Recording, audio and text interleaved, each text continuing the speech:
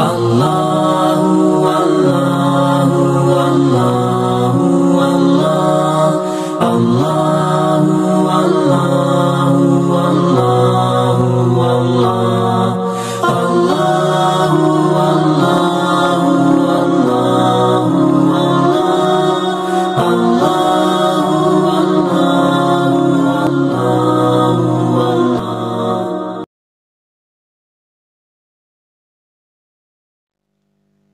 Assalamualaikum warahmatullahi wabarakatuh. Selamat datang di pembelajaran pendidikan agama Islam dan budi pekerti kelas 10 SMK Islam As-Sa'adatul Abadiyah Jakarta melalui channel YouTube Sudut Dakwah Islam, channel yang fokus pada kegiatan dakwah, sosial, dan pendidikan. Kali ini kita akan membahas bab 1 dengan topik kontrol diri, prasangka baik, dan persaudaraan.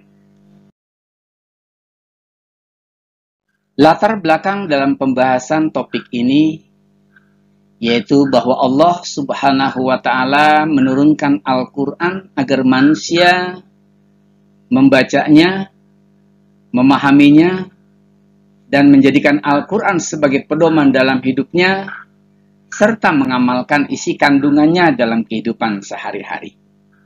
Beberapa ayat Al-Quran yang menjadi dasar pembahasan dalam topik ini, yang pertama adalah Al-Quran Surat Al-Anfal ayat 72, yang membahas tentang kontrol diri atau mujahadah an-nafs.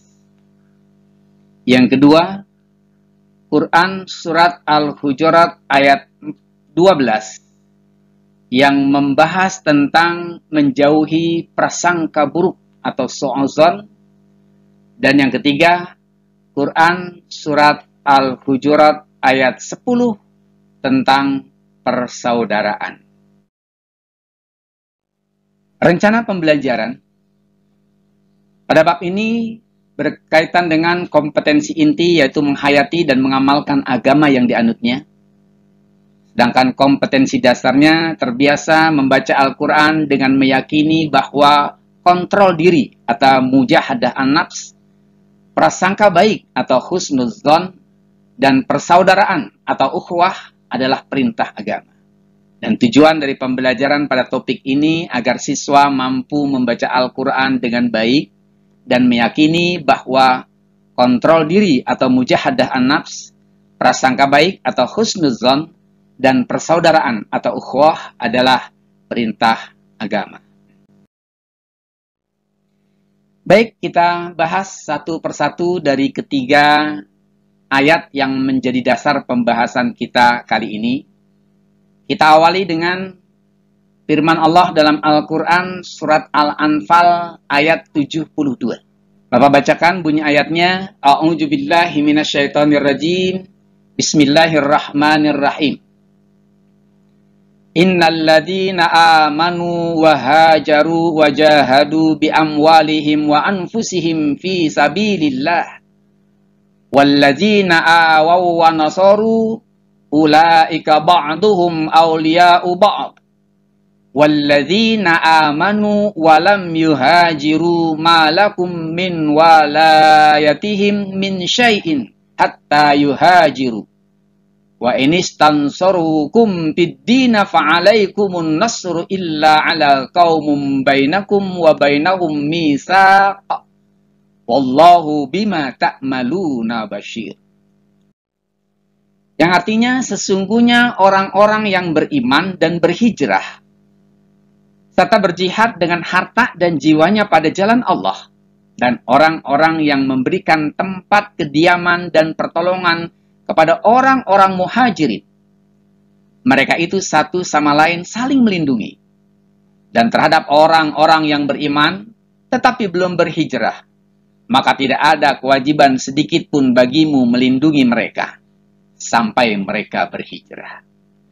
Akan tetapi jika mereka meminta pertolongan kepadamu dalam urusan pembelaan agama, maka kamu wajib memberikan pertolongan kecuali terhadap kaum yang telah terikat perjanjian antar kamu dengan mereka.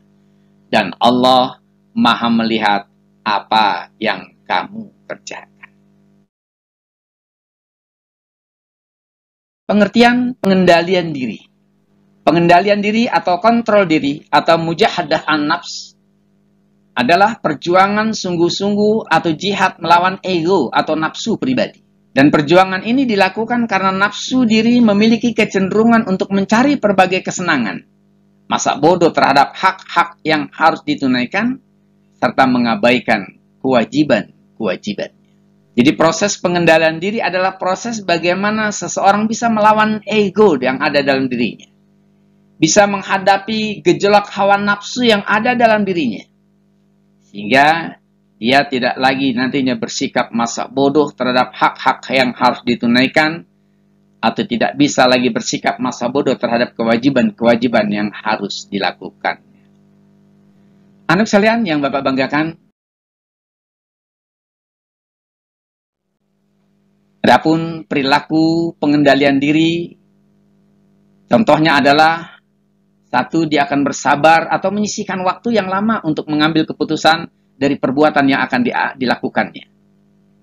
Jadi dia bersabar dan berusaha untuk menyisihkan waktu yang lama.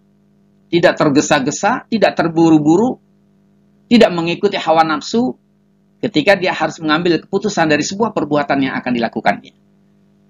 Kedua, orang yang mampu mengendalikan diri, dia akan memikirkan dulu akibat dari perbuatan yang dilakukannya. Sehingga dia melakukan sesuatu berdasarkan hasil pemikiran yang matang. Setelah melihat apa resikonya, apa baik dan buruknya, baru dia mengambil sebuah tindakan. Dan yang ketiga, orang yang berperilaku pengendalian diri, dia selalu berzikir dan berdoa kepada Allah. Selalu ingat kepada Allah terhadap apa-apa yang dilakukannya, dan selalu berdoa kepada Allah terhadap apa yang diperbuatnya, sehingga apa yang dilakukannya selalu berada dalam bimbingan Allah Subhanahu wa Ta'ala. Dan hikmah dari pengendalian diri ini, yang pertama, dapat meminimalisasi akibat negatif dari perbuatan yang dilakukan. Kedua, dia akan berusaha berbuat yang baik dan terbaik. Sebab perbuatan itu akan dipertanggungjawabkan di hadapan Allah Subhanahu wa Ta'ala. Dan yang ketiga, tidak cepat bereaksi terhadap berbagai permasalahan yang timbul, tetapi dipikirkan terlebih dahulu sebelum dia mengambil langkah apa yang akan dilakukannya, untuk melihat apa dampak positif dan apa dampak negatifnya. Anak sekalian, kedua yang akan kita bahas yakni Al-Quran surat Al-Hujurat ayat 12. Allah berfirman, Ya ayyuhalladzina amanu jtanibu katsiran minadh-dhanni inna ba'dadh-dhanni ismun. Wala tajassasu wala yaghtab ba'dukum ba'da ayuhibbu ahadukum ay ya'kula lahma akhihi maitan fakarihtumuhu wattaqullaha innallaha tawwabur rahim. Yang artinya, wahai orang-orang yang beriman, jauhilah banyak dari prasangka. Sesungguhnya sebagian dari prasangka itu dosa. Dan janganlah kamu mencari-cari kesalahan orang lain. Dan janganlah ada di antara kamu yang menggunjing sebagian yang lain. Apakah ada di antara kamu yang suka memakan daging saudaranya yang sudah mati? Tentu kamu merasa jijik. Dan bertakwalah kepada Allah. Sesungguhnya Allah Maha menerima taubat, lagi Maha penyayang. Pengertian prasangka baik atau husnuzon. Secara bahasa, husnuzon ini berasal dari bahasa Arab. Terdiri dari dua kata, husnu yang berarti baik, dan az-zon yang berarti prasangka. Jadi husnuzon dapat diartikan baik sangka atau berprasangka baik. Sedangkan secara istilah, husnuzon berarti sikap mental dan cara pandang yang menyebabkan seseorang melihat sesuatu itu secara positif, atau melihat dari sisi positif. Bentuk-bentuk husnuzon. Ada beberapa bentuk husnuzon, yaitu pertama, husnuzon kepada Allah. Artinya berprasangka baik terhadap semua keputusan atau takdir Allah. Yang hal ini dapat dilakukan dengan cara satu, rela menerima takdir Allah yang diimbangi dengan usaha dan doa. Kedua, selalu berpikir positif terhadap ketentuan-ketentuan Allah Subhanahu wa taala. Dan ketiga, bertawakal atau berserah diri kepada ketentuan Allah Subhanahu wa taala.